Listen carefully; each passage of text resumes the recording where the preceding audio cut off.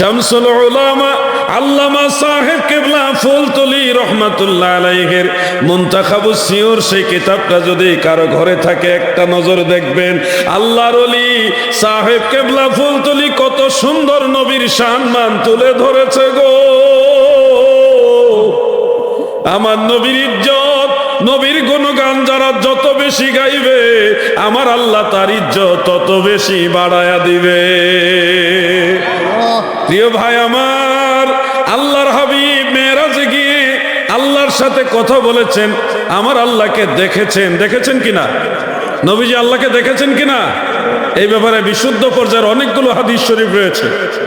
এর মধ্যে একটা প্রসিদ্ধ হাদিস শরীফ হলো এইভাবে: عن ابن عباس رضي الله تعالى عنهما قال قال رسول الله صلى الله عليه وسلم رأيت ربي عز وجل রাওয়াহু আহমদ। হাযা হাদিসুন সহিহ। হযরত ইবনে আব্বাস রাদিয়াল্লাহু আনহু তিনি বর্ণনা করেন, আল্লাহর হাবিব বলেন, উম্মতেরা শোনো, রাআইতু রাব্বি আযজা ওয়া জাল্লা, আমি রাসূলুল্লাহ আমার আল্লাহকে দেখেছি। সুবহানাল্লাহ, সুবহানাল্লাহ। কালামে কদিম ফুরকানে হামিদের মধ্যে আল্লাহ তাআলা আমাদের নবীজির ইজ্জত সম্মান বৃদ্ধি করেছেন। এটা এক জায়গায় বলেছেন ওয়ারাফা'না লাকা যিকরাক, আরেক জায়গায় বলেছেন সুম্মা দানা ফাতাদাল্লা ফাকানা কাবা কাউসাইনি আও আদনা। আল্লাহ তাআলা আমার নবীর ইজ্জত সম্মানকে বুলন্দ করেছেন। রাফা'আল্লাহু দারাজাহু ফিদ দুনিয়া ওয়াল আখিরা, দুনিয়া এবং আখিরাতে দু জাহানেই আল্লাহ তাআলা আমার নবীর ইজ্জতকে বুলন্দ করেছেন, উঁচু করেছেন। কতটুকু উঁচু করেছেন? মেরাজ রজনীতে আল্লাহ তাআলা আমার নবীকে 7টা আসমান পার করে, সিদরাতুল মুনতাহা পার করে, মহান আল্লাহ তাআলার আরশ, কুরসি, লৌহ কলম পার করে এত উপরে নিয়েছেন। সহিহ বুখারীর কিতাবুত তাফসীরের মধ্যে উল্লেখ, হযরত আনাস ইবনু মালিক রাদিয়াল্লাহু আনহুর riwayate বর্ণিত রয়েছে, বিমা লা ইয়ালামুহু ইল্লাল্লাহ, এত উপরে আল্লাহ তাআলা আমাদের নবীকে নিয়েছেন যে উপর সম্পর্কে আল্লাহ তাআলা ব্যতীত আর কেউ জানেই না। সুবহানাল্লাহ বলেন। এই উপর সম্পর্কে এই কোরআনুল কারীম আল্লাহ তাআলা বলেছেন সুম্মা দানা ফাতাদাল্লা ফাকানা কাবা কাউসাইনি আও আদনা। ইমামুল হারামাইন মুল্লা আলী কারি রহমাতুল্লাহ আলাইহি শারহ ফিকহিল আকবরের মধ্যে উল্লেখ করেন, কাবা কাউসাইনি আও আদনা দ্বারা ফাওকাল আরশকে বোঝানো হয়েছে। আমার আল্লাহ নবীজিকে শুধু আরশে আজিমে নিয়ে থামিয়ে দেয়নি গো, আমার দয়াল নবীজিকে আমার আল্লাহ আরশে আজিমেরও উপরে নিয়েছে। এত উপরে নিয়েছে যেই উপর সম্পর্কে আল্লাহ ছাড়া আর কেউ জানে না।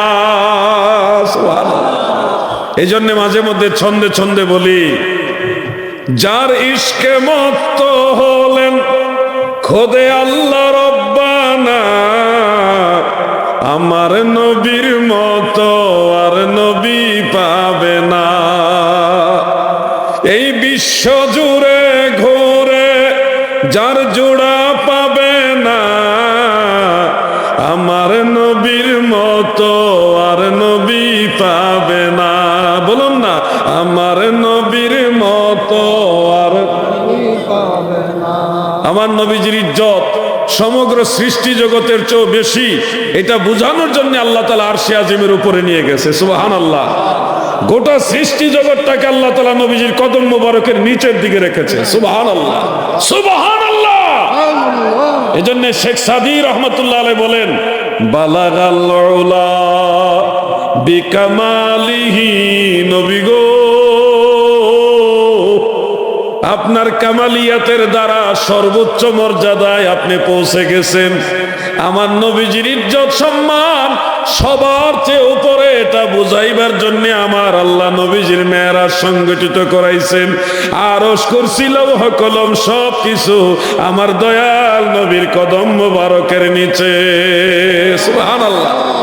যার ইশকে মত্ত হলেন খোদে আল্লাহ রব্বানা, আমার নবীর মতো আর নবী পাবে না। বলুন না, আমার নবীর। আহা,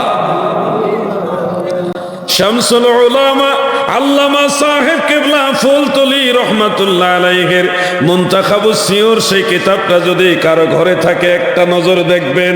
আল্লাহর ওলি সাহেব কেবলা ফুলতলি কত সুন্দর নবীর সম্মান তুলে ধরেছে গো। আমার নবীর ইজ্জত, নবীর গুণগান যারা যত বেশি গাইবে, আমার আল্লাহ তার ইজ্জত তত বেশি বাড়ায়া দিবে। প্রিয় ভাই আমার, আল্লাহর হাবিব মেরাজে গিয়ে আল্লাহর সাথে কথা বলেছেন, আমার আল্লাহকে দেখেছেন। দেখেছেন কিনা? নবীজি আল্লাহকে দেখেছেন কিনা? এই ব্যাপারে বিশুদ্ধ পর্যায়ের অনেকগুলো হাদিস শরীফ রয়েছে। এর মধ্যে একটা প্রসিদ্ধ হাদিস শরীফ হলো এইভাবে: عن ابن عباس رضي الله تعالى عنهما قال قال رسول الله صلى الله عليه وسلم رأيت ربي عز وجل رواه أحمد هذا حديث صحيح। হযরত ইবনে আব্বাস রাদিয়াল্লাহু আনহু তিনি বর্ণনা করেন, আল্লাহর হাবিব বলেন, উম্মতেরা শোনো, রাআইতু রাব্বি আযজা ওয়া জাল্লা, আমি রাসূলুল্লাহ আমার আল্লাহকে দেখেছি। সুবহানাল্লাহ, সুবহানাল্লাহ। নবীজি আল্লাহকে দেখেছেন, এটা স্বয়ং নবীজি নিজে বলেছেন। আল্লাহ রসুলের কথার উপর আমাদের ঈমান আছে না নাই? অনেক ভাইরা দলিল খুঁজে, হ্যাঁ, কোরআন শরীফ আছে লা তুদরিকুহুল আবসার ওয়া হুয়া ইউদরিকুল আবসার, কোন চোখ আল্লাহকে দেখতে পারবে না। তাহলে নবীজি আল্লাহকে দেখেছে, এটা মানা যাবে না, এটা কোরআনের বিরোধী। অনেক সময় বলে কোরআনের মধ্যে আছে মূসা আলাইহিস সালাম আল্লাহকে দেখতে চাইলেন, আল্লাহ তাআলা বললেন লান তারানি, তুমি আমাকে দেখতে পারো না। এই যে আল্লাহকে দেখতে পারলেন না মূসা নবী, তাহলে আমাদের নবী দেখলো কিভাবে? হাফেজ ইবনু হাজার আসকালানী রহমাতুল্লাহ আলাইহি এই ব্যাপারে স্পষ্ট করে বক্তব্য দিয়েছেন ফাতহুল বারি শরহে বুখারীর মধ্যে। আল্লামা কাজী সানাউল্লাহ ফানিফাতি রহমাতুল্লাহ আলাইহি তিনি তাফসিরে মাজহারির মধ্যে সূরা নজমের তাফসিরের মধ্যে এটা উল্লেখ করেছেন যে আল্লাহ তাআলা এই জমিনবাসীকে বলেছেন, জমিনের জন্য বিধান দিয়েছেন, পৃথিবীবাসীর জন্য বিধান, এই জমিন থেকে চর্মচক্ষু দ্বারা কেউ আল্লাহকে দেখতে পারবে না। ওটাকে বোঝানো হয়েছে লা তুদরিকুহুল আবসার, কোন চর্মচক্ষু আল্লাহকে দেখতে পারবে না। কিন্তু জান্নাতের জন্য বিধান নয়, কারণ হাদিসে মুতাওয়াতির পর্যায়ের রিওয়ায়াত দ্বারা প্রমাণিত রয়েছে জান্নাতে সকল মুমিন বান্দারা আল্লাহকে দেখবে। সুবহানাল্লাহ। জান্নাতে আমরা কি রুহানি ভাবে যাব না সশরীরে যাব? সশরীরে জান্নাতে যাব। কারণ আমাদের শরীর যদিও কবরে নষ্ট হয়ে যাবে, নষ্ট হয়ে গেলেও ময়দানে মাহশারে আল্লাহ তাআলা আমাদেরকে সশরীরে তুলবেন, জান্নাতে সশরীরে পাঠাবেন। জান্নাতে গিয়ে সশরীরে, জান্নাতে গিয়ে চর্মচক্ষু দ্বারা আমরা যদি আল্লাহকে দেখতে পারি, তাহলে আমাদের নবী কাবা কাউসাইনি আও আদনা ওখানে গিয়ে আল্লাহকে দেখতে পারে কি পারে না?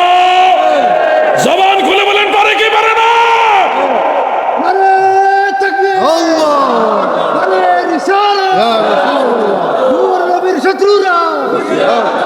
আমাদের বাংলাদেশের সুনামধন্য এক মাদ্রাসার শেখুল হাদিসের সাথে আমার পার্সোনাল একটা মিটিং হয়েছিল। নাম বললে আপনারা চিনে ফেলবেন, বলবো না, ওনারও সম্মান আছে, অনেক ছাত্র আছে ওনার, উনিও আমারও শ্রদ্ধাভাজন ব্যক্তিত্ব। উনি এবং আমি, আমার সাথে ওনার সাথে আরো কয়েকজন লোক ছিল, পার্সোনালি সোনাকান্দা দরবার শরীফে একটা আলোচনা হয়েছিল।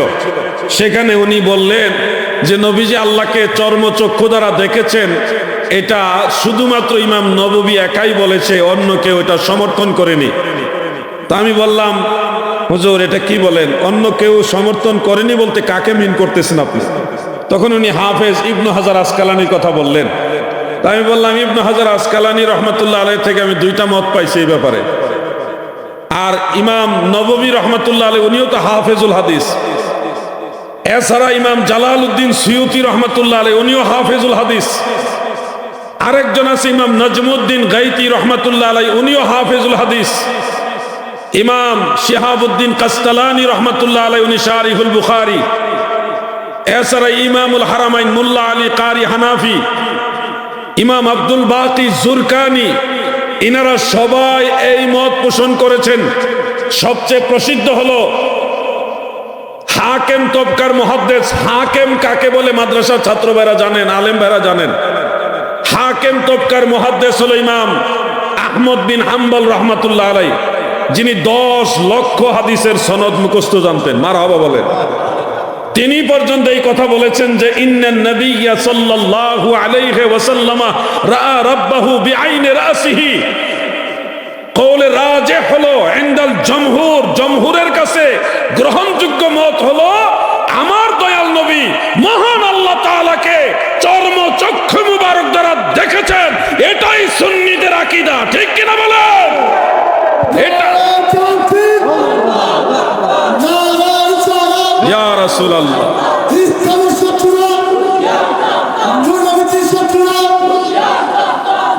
প্রিয় ভাইরা, আমার দয়াল নবীজি সম্পর্কে আমাদের আকীদা ক্লিয়ার রাখতে হবে। যারা নবীজির সশরীরে মেরাজ মানে না, তারা নবীজির চর্মচক্ষু দ্বারা আল্লাহকে দেখেছেন এটাও মানতে চায় না। তারা মেরাজ শরীফের অর্ধেকটা সশরীরে বানায়, অর্ধেকটা রুহানি ভাবে বানায়। আর আমার নবীজির সম্পূর্ণ মেরাজটাই হলো সশরীরে। যদি সশরীরে মেরাজ প্রমাণিত না হয়, তাহলে চর্মচক্ষু দ্বারা নবীজি আল্লাহকে দেখেছেন এটা প্রমাণিত হবে না। মনে রাখবেন ভাই আমার, চতুর্মুখী ফিতনা, এত ফিতনা এই জমানায়। দয়াল নবীজি বলেছেন আকাশ থেকে বৃষ্টি যখন অবতীর্ণ হয় জমিনে পড়ে, একটার পর একটা বৃষ্টির ফুটা, পানির ফুটা যেমনি ভাবে পড়ে, এমন একটা সময় আসবে আমার উম্মতের মাঝে অঝড় বৃষ্টির ন্যায় ফিতনা জমিনে পতিত হবে। একটার পর একটা ফিতনা আসবে। আল্লাহর নবী বলেন ওই সময়ে সবচেয়ে উত্তম, সবচেয়ে দামি, সবচেয়ে শ্রেষ্ঠ হবে আলেমরা, কিন্তু ওই সময় সবচেয়ে নিকৃষ্ট, সবচেয়ে অধম, সবচেয়ে নিকৃষ্ট যারা হবে তারাও হবে আলেমরা। কথা বুঝতেছেন? আলেমরাই ওই সময় সবচেয়ে দামি হবে, উৎকৃষ্ট হবে, আবার আলেমরাই সবচেয়ে নিম্নগামী হবে, নিকৃষ্ট হবে। এখন আপনারা কিছু আলামত দেখতেছেন, চতুর্দিকে এমন এমন কথা বলা হয়। নবীজি হাদিস শরীফে বলেছেন, সহিহ মুসলিম উল্লেখ, তারা এমন এমন কথা বলবে বিমা লাম তাসমাউ আনতুম ওয়ালা আবাউকুম। উম্মতেরা গো,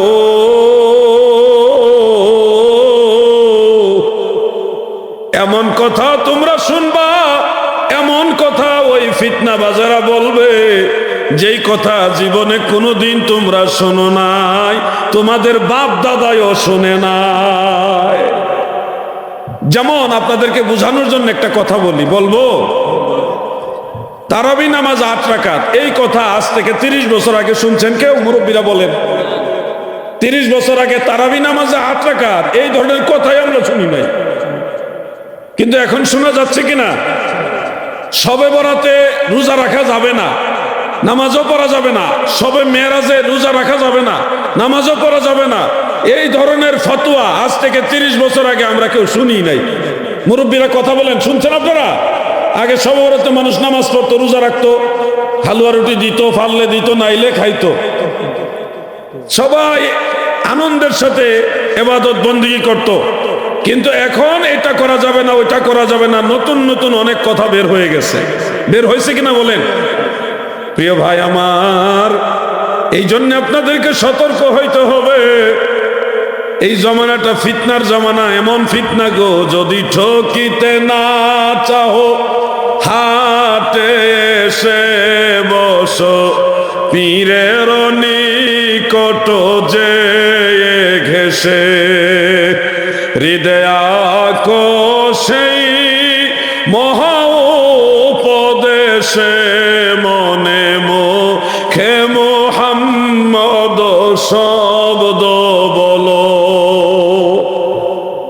শুনুন, আপনারা সিলেটের মানুষ এমনিতেই অনেক বেশি দামি, ভাগ্যবান মানুষ। হযরতে শাহজালাল ইয়ামানি মুজাররাদি রহমাতুল্লাহ আলাইহি 360 আউলিয়ার মতো এমন দামি দামি আল্লাহর বন্ধুদেরকে পাইছেন। আর এই জামানায় শামসুল উলামা ফুলতলি সাহেব কেবলা রহমাতুল্লাহ আলাই এবং তিনার সুযোগ্য আওলাদদের সোহবত আপনারা পেয়েছেন। আমি চা খাবো না, এটা আরেকজনকে দিয়ে দাও, নষ্ট হবে নাইলে। এই যে একটা নসিবের ব্যাপার। সাহেব কেবলা এই ফুলতলি মাসলাকের মধ্যে আপনাদের মধ্যে আকীদার গুরুত্ব, সুন্নতের আমলের গুরুত্ব আছে না? আপনারা একজন এসে হঠাৎ করে অলৌকিক ঘটনা দেখাইলে কান্দেন না, দেখেন এটার মধ্যে নবীর তরিকা আছে কিনা, যাচাই করেন কিনা, যাচাই করতে হবে। কারণ অলৌকিক ঘটনা শয়তানের পক্ষ থেকেও হয়, অলৌকিক ঘটনা আল্লাহর তরফ থেকে নবীদের মাধ্যমে প্রকাশ হইলে এটাকে বলা হয় মুজিজা, ওলিয়া উলিয়াদের পক্ষ থেকে প্রকাশ হলে এটাকে বলা হয় কারামত। আর শয়তানের তরফ থেকে অলৌকিক ঘটনা যারা আল্লাহ বিদ্বেষী, নবী বিদ্বেষী, ফাসিক, ফুজ্জার অথবা মুশরিক, তাদের কাছ থেকেও অলৌকিক ঘটনা প্রকাশ হয়। ভাই আমার মনে রাখবেন, এই জমিনে একটা সময় দাজ্জাল আসবে, আকাশে এক ছিটা ফুটাও বৃষ্টি থাকবে না, মেঘ থাকবে না। দাজ্জাল এসে আকাশে ইশারা করার সাথে সাথে মেঘ জমে যাবে, হাত দিয়ে ইশারা দিবে, সাথে সাথে বৃষ্টি নামবে। এই দৃশ্য হাজার হাজার হাজার হাজার মানুষ দেখবে। দাজ্জাল তখন এসে যখন আকাশ থেকে বৃষ্টি নামায় ফেলবে মুহূর্তের মধ্যে, আপনারা তখন হয়তো চিন্তায় পড়ে যাবেন, হায় হায়, ওনার তো অনেক বড় পাওয়ার। অনেক মানুষ বিপাকে পড়ে যাবে, বিভ্রান্ত হয়ে যাবে। এটা সাধারণ কথা না তো, মেঘ নাই, ইশারা করলো মেঘ জমে গেছে, হাত নিচের দিকে ইশারা দিল বৃষ্টি নেমে গেছে। এই দৃশ্য থেকে অনেক মানুষ ঈমান ছেড়ে দিবে, দাজ্জালের দলে চলে যাবে। অলৌকিক ঘটনা দেখলেই তার দলে যাওয়া যাবে না, যদি না তার মাঝে শরীয়ত না থাকে, নবীর সুন্নত না থাকে। এটা মনে রাখতে হবে ভাই। দাজ্জাল এমন পাওয়ারফুল লোক, সে জমিনে যখন প্রকাশিত হবে, মানুষের বাড়ির আঙ্গিনায় দাঁড়িয়ে বলবে, আমি তোমাকে অঢেল সম্পদ দিব, তোমরা আমাকে মানো। এমনকি বাড়ির আঙ্গিনাতে দাঁড়ায়া জমিনকে বলবে, তোমার ভিতরে যত ধনবান ধার আছে, ধনরত্ন আছে, বের করে দাও। মাটির নিচ থেকে অটোমেটিক গোল্ড, ডায়মন্ড এগুলি বের হয়ে আসবে, অটোমেটিক বের হয়ে আসবে। কেজি কেজি স্বর্ণ, হীরা এগুলি বের হয়ে আসবে। আপনাকে যদি 10 কেজি স্বর্ণ আর 1 কেজি হীরা দেয়, আপনি তো মুসলমানের ইসলাম ধর্মে থাকবেন কিনা অনেকের সন্দেহ আছে।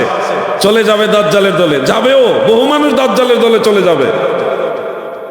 রক্ষা কর মোরে শত্রু হস্ত হতে, পদ খঞ্জ কর পাপ পথে যেতে, শক্তি দিও যেতে মক্কা মদিনাতে, নিজ গুণে ক্ষমদাসে হে এলাহি। দাজ্জাল এই পৃথিবীতে সবচেয়ে ভয়ানক ফিতনা, সবচেয়ে বিপদগামী ফিতনা হলো দাজ্জাল। জমিনে শস্য রোপণ করেছেন, পোকায় ধরেছে, ভাইরাস আক্রমণ করেছে, ফসল হচ্ছে না। দাজ্জাল জমিনের কিনারে দাঁড়ায় বলবে, তোমাদের মধ্যে তরতাজা ফসল হয়ে যাও। অল্প সময়ের মধ্যে জমিনের মধ্যে, এই ফসলের মধ্যে, ক্ষেতের মধ্যে ভালো ভালো তাজা তাজা ফল হয়ে যাবে। এই দৃশ্য দেখে বহু মানুষ দাজ্জালের দলে চলে যাবে, মানুষ বিভ্রান্ত হয়ে যাবে। তো অনেক বড় পাওয়ারফুল লোক, তার দলে চলে যায়। মনে রাখবেন দাদু ভাই আমার, এই ঘটনাগুলি দেখাইয়া দাজ্জাল তার দলে লোক নিয়ে যাবে। এমনকি বলবে, আমি মরা মানুষ জিন্দা করতে পারি, মানুষ মারতেও পারি, মরা মানুষ জিন্দা করতে পারি। একজন যুবক বলবে, এটা আল্লাহ তাআলা ব্যতীত কেউ করে না, আর জমিনে একজন এই কাজ করবে, সে দাজ্জাল। দাজ্জালকে এই কথা বলবে ওই যুবক। বলার পরে দাজ্জাল রাগান্বিত হয়ে যাবে, কারণ সে তো অরিজিনাল দাজ্জাল। যুবক এই কথা কেমনে বলবে? ওই যে হাদিস শরীফে পড়ছে, শুনছে যে দাজ্জাল এসে মানুষ হত্যা করবে এবং জীবিত করবে। এই কথা যখন যুবক দাজ্জালকে বলবে, দাজ্জাল রাগান্বিত হয়ে তাকে হত্যা করবে, তাকে হত্যাই করে ফেলবে। পরক্ষণে আবার তার শরীরটা জোড়া লাগাইয়া আবার জীবিত করবে। পাওয়ার তাকে দিয়ে দিবে, দাজ্জালকে পাওয়ার দিয়ে দিবে আল্লাহ, পরীক্ষার জন্য। ইমানদার যাচাই হবে, সারা পৃথিবীব্যাপী ইমানদারদেরকে যাচাই করা হবে। মরা মানুষ জিন্দা করবে, জিন্দা হওয়ার পরে যুবক বলবে, আমি একটু সন্দেহ ছিলাম আপনি দাজ্জাল কিনা, এখন আমি 100% শিওর হইলাম আপনি দাজ্জাল। আমি যে সেই যুবক যার কথা রাহমাতুল লিল আলামিন নবী বলে গেছে, আমি তো জানতাম না, আমি আজকে প্রমাণ পেলাম আমি সেই যুবক। দাজ্জাল আরো রাগান্বিত হয়ে দ্বিতীয়বার তাকে আবার হত্যা করতে চাইবে, কিন্তু আর পারবে না। সহিহ মুসলিমের মধ্যে আছে এটা। আমার দাদু ভাইয়েরা গো, এই কথাগুলি এই জন্য বলতেছি, অলৌকিক ঘটনা দেখলেই দৌড়ায়া ওই দলে যাওয়া যাবে না, দেখতে হবে তার মাঝে নবীর শরীয়ত এবং সুন্নত আছে কিনা। ও গোলাপগঞ্জের যুবক ভাইয়েরা, মন দিয়ে শোনো।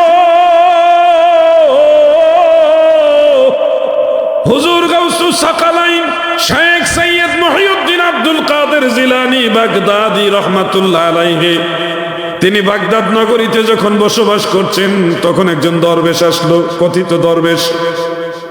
ওনার অনেক ভক্ত হইল, তো গাউসে পাক চিন্তা করলো আমি ওনার সাথে দেখা করে আসি, নাহলে কেমন দেখা যায়, আমার এলাকায় আসছে, পাশাপাশি আস্তানা কাটছে, আমি একটু দেখে আসি।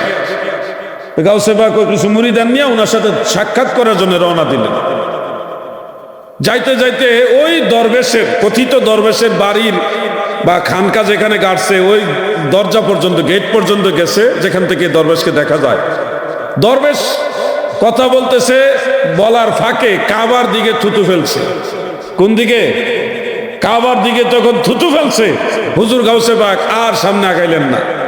ওখান থেকে গাউসে পাক পিছন দিকে চলে গেলেন, আর দেখাও করলেন না, সাক্ষাৎও করলেন না, কোনো কথাই বললেন না, ওখান থেকে চলে গেছেন। আমরা হয়তো বলতাম যে গাউসে পাক অহংকার প্রদর্শন করছে নাকি, আমরা অনেকে বলে দিতাম যে গাউসে পাক অহংকার করছে। আসল বিষয়টা তা নয়। কোন আল্লাহর ওলি জেনে শুনে কাবা ঘরের দিকে থুতু ফেলবে না। যারা বাইতুল্লাহ শরীফ কাবা ঘরকে ইজ্জত করে না, সে কখনো আল্লাহর ওলি হইতে পারে না। ওয়া ইউআজ্জিম শাআইরাল্লাহ ফাইন্নাহা মিন তাকওয়াল কুলুব। কাবা ঘরকে ইজ্জত করা, আল্লাহর নিদর্শনকে ইজ্জত করা, এটা কলবের তাকওয়া। ছোট ছোট বিষয় মনে রাখবেন। অলৌকিক ঘটনা দেখে কখনো ডাইন বাম দৌড়ানো যাবে না। এই জমিনে মানুষের ঈমান নেওয়ার জন্য শয়তান অনেক অলৌকিক ঘটনা দেখাবে, আল্লাহর ওলিরাও অলৌকিক ঘটনা দেখায়। আমার দাদু ভাইরা আমার, এই দুনিয়া ছেড়ে একদিন আমরা যাবো, এটা নিশ্চিত। শহীদ আল্লামা নুরুল ইসলাম ফারুকী রহমাতুল্লাহ আলাইহি চলে গেছে। প্রিন্সিপাল আল্লামা জলিল শাহ হুজুর রহমাতুল্লাহ আলাইহি চলে গেছে। আল্লামা সাহেব কেবলা ফুলতুলি রহমাতুল্লাহ আলাইহি পর্দা করেছে। আল্লামা সৈয়দ আবেদ শাহ মাদানী চলে গেছে, পর্দা করেছে। আমরা একদিন হারিয়ে যাব গো। এই হারিয়ে যাওয়ার আগে কিছু না কিছু আমল করে পরপরে সম্বল করে যাওয়া উচিত। মুফতি আব্দুল মুনাইম সাহেব একজন আলেম আছে আমাদের সাসিনা শরীফে, তিনি একটা গজল গায়, আমার খুব ভালো লাগে এটা। আপনারা অনেকে পারেন, আমি দুইটা লাইন গাই। আপনারা নবীকে খেয়াল করে, মদিনাওয়ালাকে অন্তর থেকে খেয়াল করে গজলটা গাইবেন। বিদায় বেলায় মোরে দিও গো দেখা, হে প্রিয় রাসূল। বলুন, বিদায় বেলায় মোরে, হে প্রিয় রাসূল, তব দিদারে হব ধন্য, তখন আমি শূন্য দেহ যখন লোটাবে ধোলাই। বিদায় বেলায়, বিদায় বেলায় মোরে দিও গো দেখা। মনের থেকে গাইবেন। একলা একলা যখন থাকবেন, মোবাইল টিপাটিপি কম করবেন, গুনগুনাইয়া নবীর শানে গজলগুলি গাইবেন। শুনেন, আপনাকে নিয়ে আপনি কতটুকু ভাবেন, আপনি আপনার নিজেকে নিয়ে যতটুকুই না ভাবেন, আমার নবী আপনার চেয়ে হাজার গুণে বেশি, কোটি গুণে বেশি আপনাকে নিয়ে বেশি ভাবে। সারাদিনে যতগুলি কাজ করেছেন, কয়টা কাজের হিসাব আছে আপনার কাছে? আজকের দিনে যতগুলি কাজ করেছেন, কয়টা কাজ নিয়ে আপনি ভাবছেন? যতগুলি গুনাহ করেছেন, কয়টা গুনার জন্য আল্লাহর কাছে মাফ চাইছেন? কয়বার তওবা করছেন?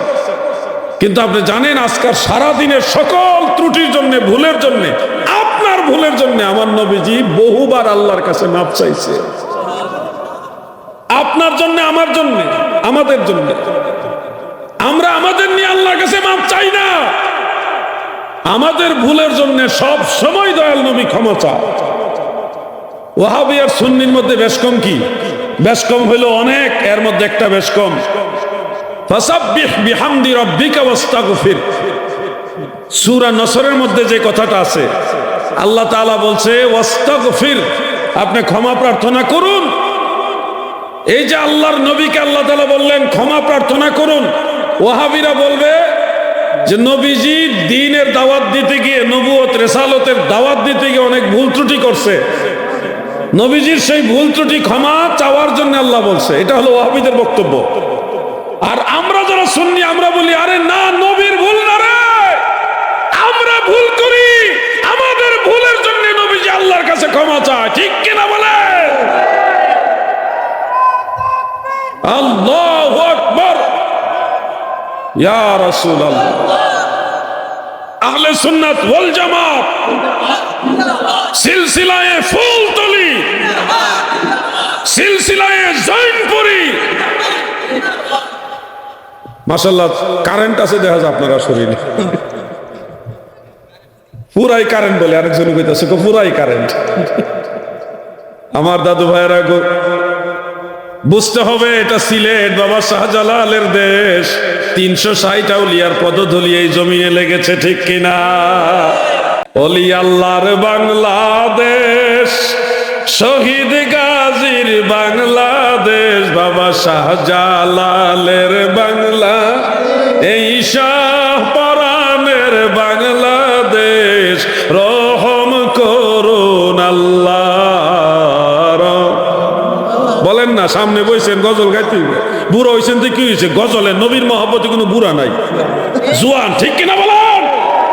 ওলি আল্লাহর বাংলাদেশ, এই শহীদ গাজীর বাংলাদেশ, বাবা শাহজালাল বাংলাদেশ, এই শাহপরানের দেশ, রহম করুন আল্লাহ, রহম করুন আল্লাহ। আপনার পথে শহীদ যারা, আপনার পথে শহীদ যারা, আমরা তাদের বংশধর, রহম করুন আল্লাহ, কবুল করুন। এই গজলগুলি হারিয়ে গেছে, কম বলা হয়, ডিজিটাল গজল পাইছে, মারো রে ধরো রে, মানি না মানবো না, কি যে বাইরেছে, গজল গাইতেছে না মারামারি করতে দাঁড়াইছে, কি একটা অবস্থা। আর এই গজলগুলির মধ্যে কত মজা, কত পুরান গজল, কত পুরাতন গজল। কুষ্টিয়াতে একজন আলেম ছিল, বড় আলেম, কলিকাতা আলিয়া মাদ্রাসা থেকে ফারেক, ওনার নাম মাওলানা দাদ আলী মিয়া রহমাতুল্লাহ আলাইহি। ওনার নাম কি? মাওলানা দাদ আলী মিয়া রহমাতুল্লাহ আলাইহি। কুষ্টিয়া জেলা মিরপুর থানায় ওনার বাড়ি। তিনি একটা বই লিখেছেন, বইটার নাম আশেকে রসুল। বইটার নাম কি? আশেকে রসুল। এর মধ্যে অনেকগুলো ছন্দ লিখেছে, আমি মাঝে মধ্যে ছন্দগুলি গাই। যেমন একটা ছন্দ টান দিয়ে দেখবেন কত বছর আগের লেখা, কি মায়া। তব দর্শনে জ্বালা জোড়াইব পদ, পরশনে তনু শীতলিব, দাস সম্ভাষণে মন পুলকিব, পদনি রজ ভেষদয়ে অভিষে। বুঝতে পারছেন নি? তব দর্শনে জ্বালা জোড়াইব, দর্শন মানে নবীজির দিদার। ওগো নবী, আপনার দিদারে আমার মনের যে জ্বালা, এটা জুড়াবো। পদ পরশনে তনু শীতলিব। কুষ্টিয়ার আলেম তো, ভাষা খুব উন্নত মানের। পদ পরশন মানে নবী গো, আপনার কদম মুবারকের ছোঁয়া লাগাই আমার শরীর ঠান্ডা করব, সুবহানাল্লাহ বলে। দাস সম্ভাষণে মন পুলকিব মানে হে নবী, আপনি যখন বলবেন আলাউদ্দিন তুই আমার গোলাম, আমার দাস, আমার গোলাম আলাউদ্দিন, এই কথা শুনে আমি পাগলা মদিনাওয়ালার গোলাম, এটা শুনে আমি আমার অন্তর থেকে আনন্দিত হব, সুবহানাল্লাহ বলে। দাস সম্ভাষণে মন পুলকিব, পদনি রজ ভেষদয়ে অবিষ এসে নবী গো আপনার কদম মুবারক আমার এই সব রোগের ঔষধ, আপনার কদম মুবারকে আমি কুরবানি হতে চাই। এটা হলো আশেকদের ভাষা, এগুলির মধ্যে মজা বেশি, এই জন্যে পুরাতন গজলের মধ্যে তাসির বেশি, নতুনের মধ্যে কেমন জানে কি। এমনি তো একটা এখনকার যেই অবস্থা চলতেছে এই অবস্থায় কথা বললো বিপদ, কারো জন্য দোয়া করতে গেল বিপদ, আরেক দল বেজার। একটা মুসিবতের জামানাত আছি আমরা, এমন এক ফিতনার যুগ। আল্লাহ আমাদেরকে সব ফিতনা থেকে হেফাজত করুক, বলে না আমিন।